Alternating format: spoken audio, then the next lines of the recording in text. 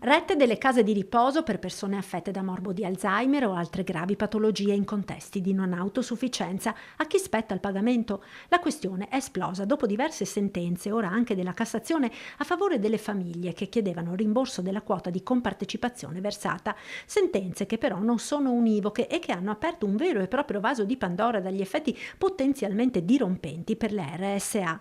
Il vulnus nella questione è se l'assistenza di queste persone si configura come un trattamento anche sanitario e che quindi va ricondotto alla gratuità delle cure sancita dalla riforma del sistema sanitario nazionale.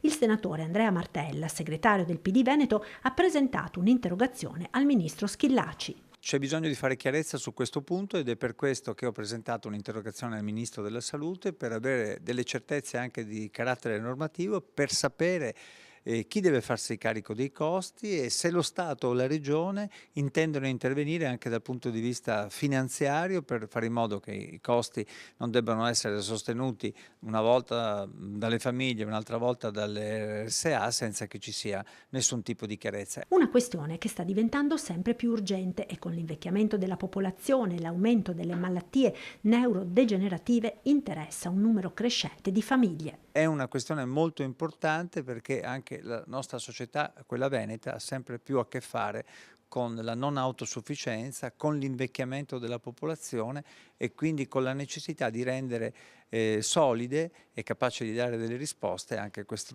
strutture così importanti del nostro territorio.